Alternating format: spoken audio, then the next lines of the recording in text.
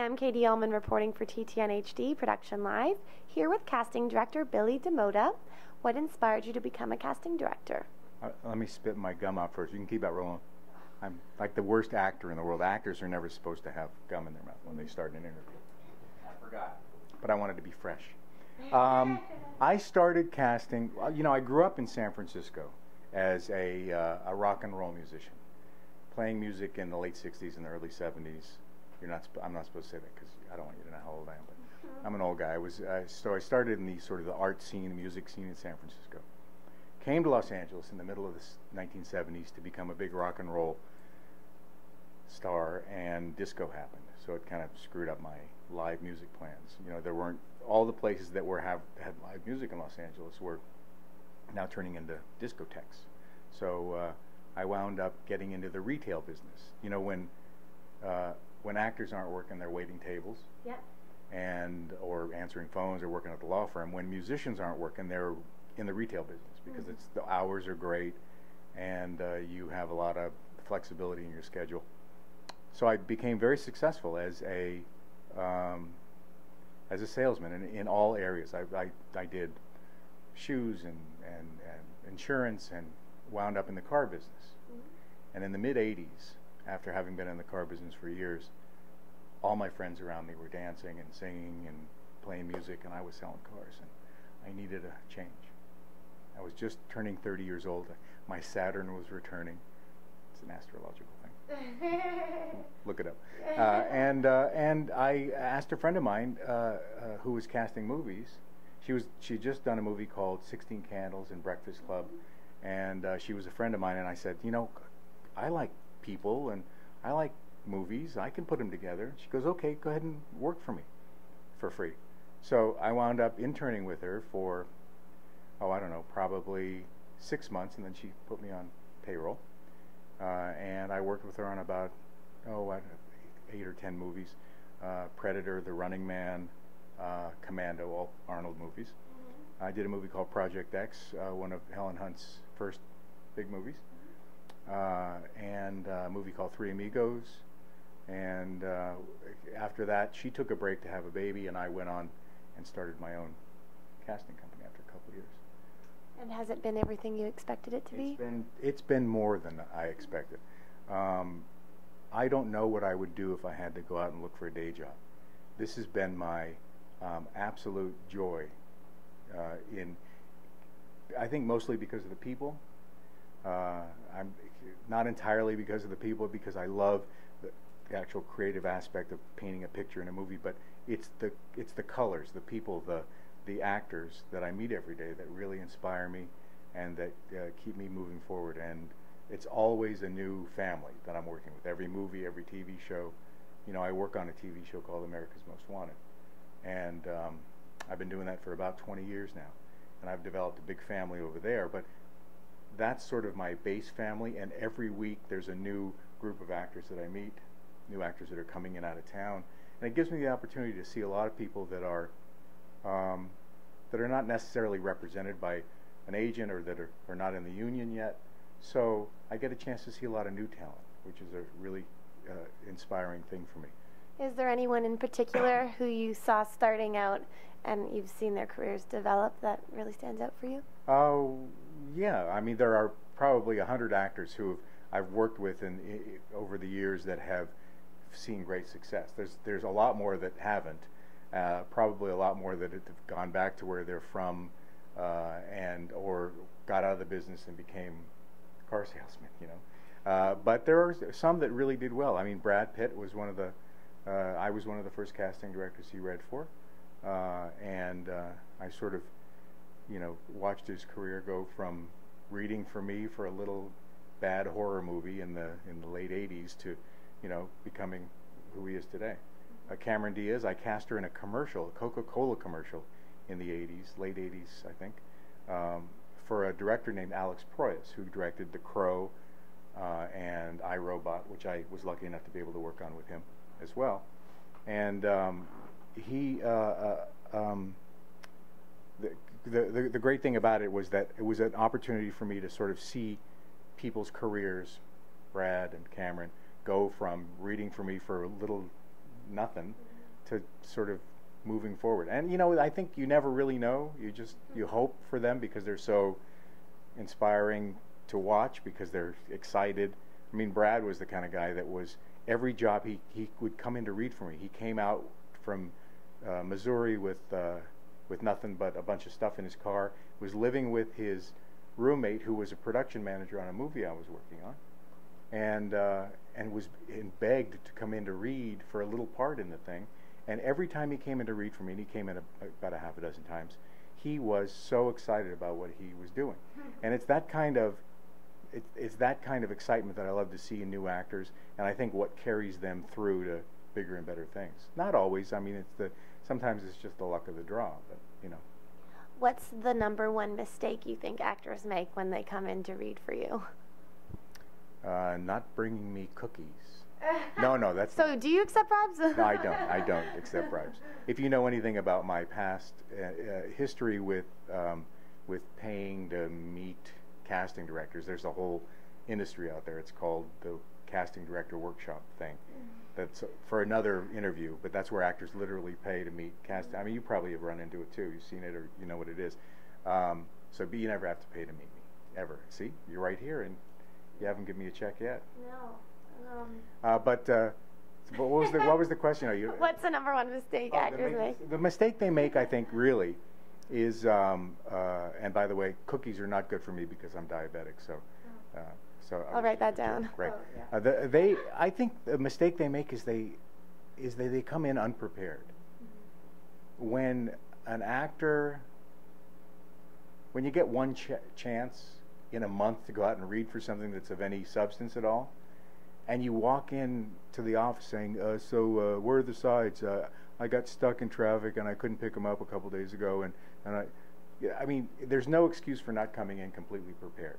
And I think what happens is that actors get lazy and they don't realize. I call it the 95% rule.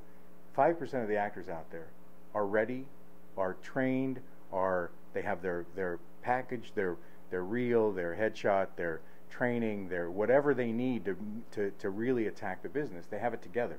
They don't sit around on their butt waiting for the phone to ring for their agents to call. They do their own research. They find out what's going on around town. 95%, and it's probably even a greater percentage than that, just don't do the work they need to do to move forward. And I think that they do themselves an injustice. So when an actor comes into my office, the only thing that I require is that they do the work before they come in, and that's coming in with a real character, making strong choices, and in essence, delivering something that's based upon their hard work, which lets me see that they can do the work as an actor. It may not always be the right choice that they make.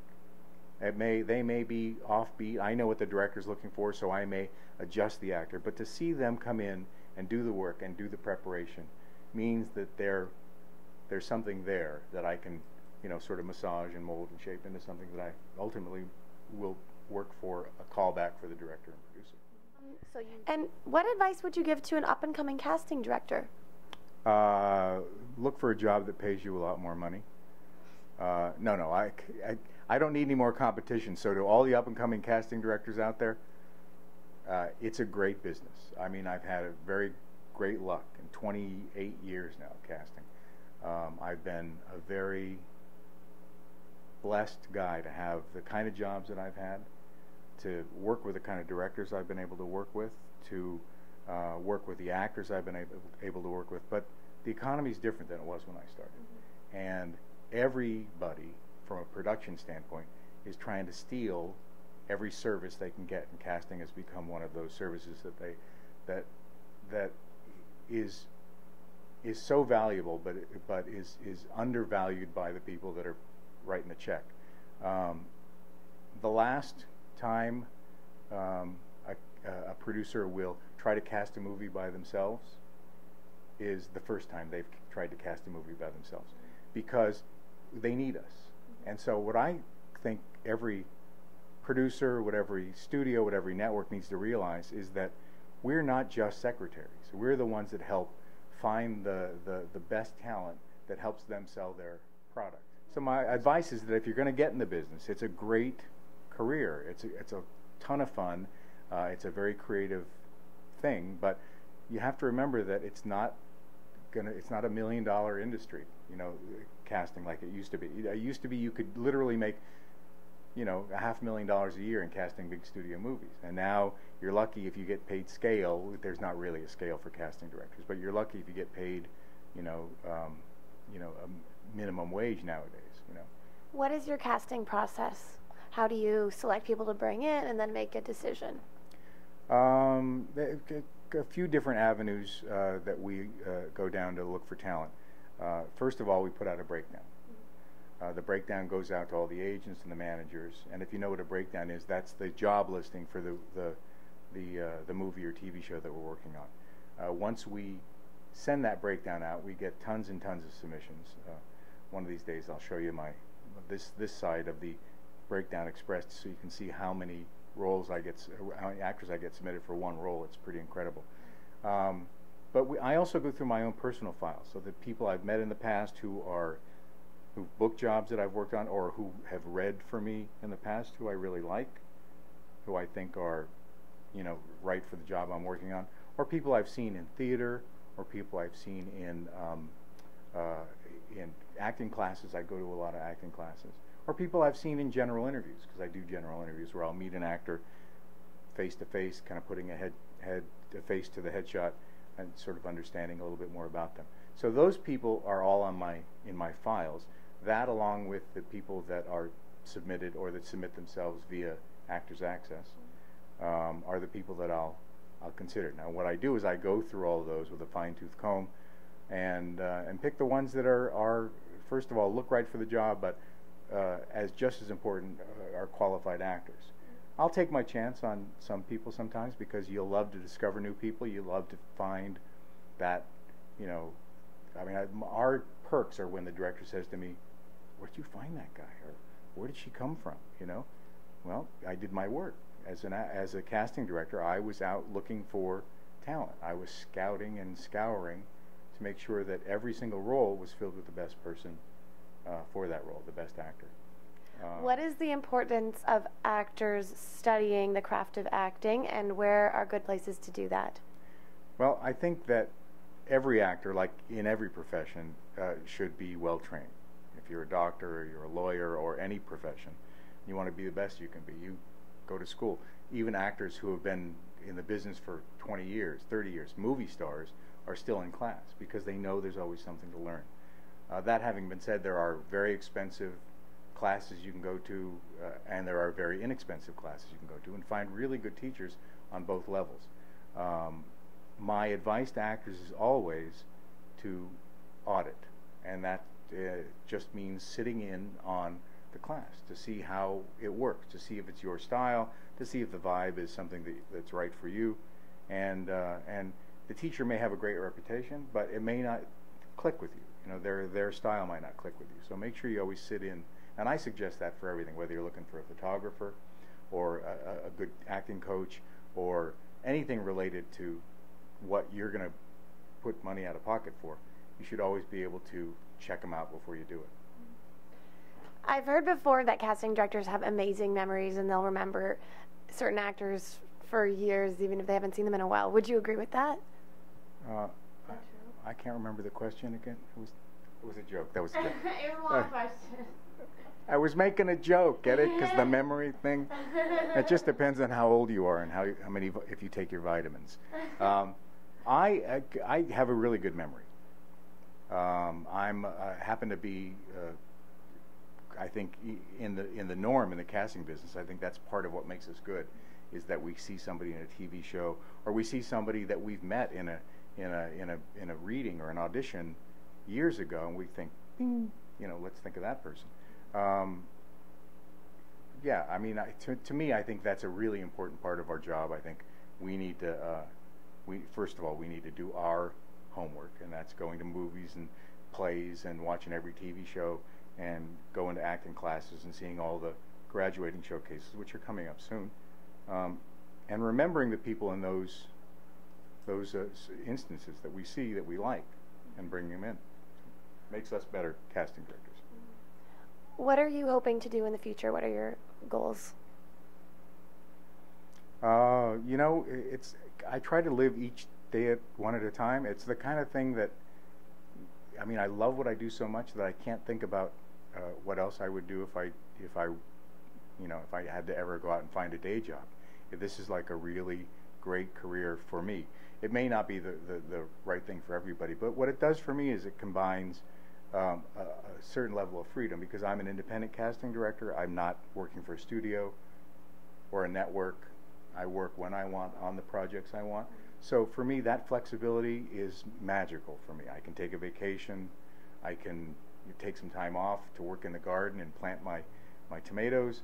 I can do whatever I want, or I can decide I want to plow through and make a little bit of money and work on the movies that are going to pay my rent and pay for this beautiful house that I live in. You know, so I think that I'm doing it right now. I'm living the dream, as they say. But my goal is just to keep doing what I'm doing and until they won't let me do it anymore. And do you teach actors at all, or how do you feel about passing on your wisdom to other actors or aspiring casting directors? Well, I always think that paying it forward is one of the best philosophies that you can have in any business that you're in. To me, helping actors find their dream is part of what my dream's about. I tell this to actors every single day because I think they are diminished in the eyes of a lot of the industry. They're sort of second-class citizens, and everybody that can exploit an actor and take an actor's dollars will do it if they can get away with it, the bad guys out there. But I tell actors, you are the center of the universe. I don't have a job without you. I don't have a job unless you're here and I can see you and I can find you and I can cast you. There is no such thing as a casting director. So I think that actors deserve the kind of respect and but just respect. I think actors just deserve respect, and I think they don't get enough in this town. So for me to be able to share with actors for free, you know, there's a big thing in Los Angeles, and we won't get into the whole actors meeting and paying to meet casting director syndrome, but there's a big scheme in Los Angeles where casting directors who haven't been in the business for even 5 years are taking money from actors who have been in the business for dozens of years to give them an opportunity to audition for them.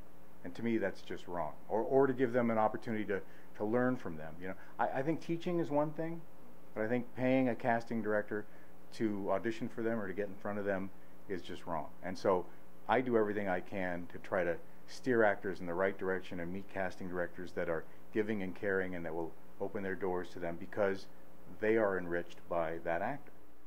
How can the independent film market influence an actor's career?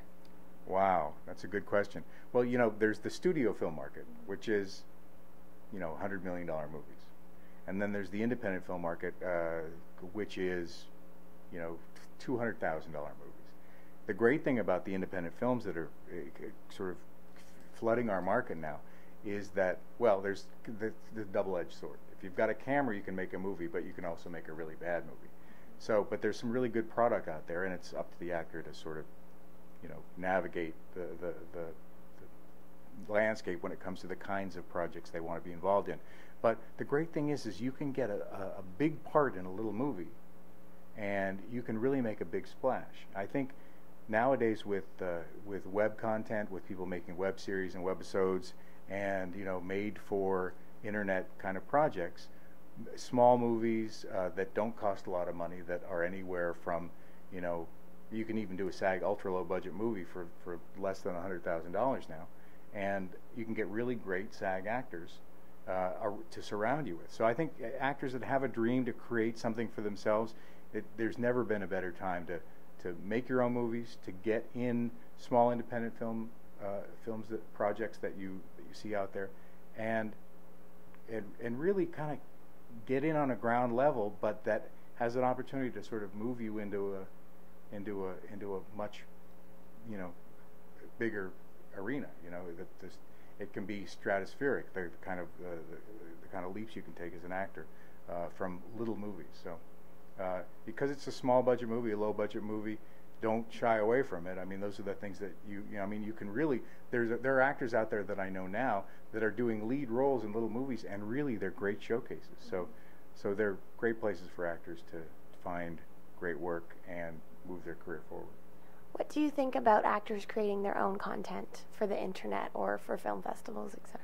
I think it's good. I mean, for me, it evens the playing field. So the big $200 million studio movie, which may flop, is now competing with the $100,000, little movie, independent film, which may make $100 million at the box office. I mean, you've seen it happen. It's the paranormal activity kind of thing where filmmakers decide, I'm going to make a movie, I'm going to spend, $20,000 on it, and look what it does, and that's become a franchise. So, and that's just one example, but there's so much great independent stuff out there, and there's so much stuff that's being made right for the internet. I mean, if there are web series now that are getting, 50 million hits. So why not make something that's going to put yourself in front of that kind of a market? And where is the best place to find out more about you online? There are two places you can go to. You can go to castboy.com if you're going to hire me. That's my website. You can also go to IMDb and you can look me up. That's Billy Damota, D-A-M-O-T-A, like Dakota with a capital M. And you can go to donotpay.org. And donotpay.org is my sort of advocacy website that helps actors steer actors away from scams and schemes in Los Angeles. Right. Well, thank you so much for all of your insight, and best of luck with your upcoming castings. Thank you very much, and I hope I see you. You're an actor too, aren't you? Yes. Yeah, maybe you'll come in and read for me. Oh, thank you so much. Okay, thank you. Thank you. I'm Katie Uhlmann reporting for TTN-HD Production Live.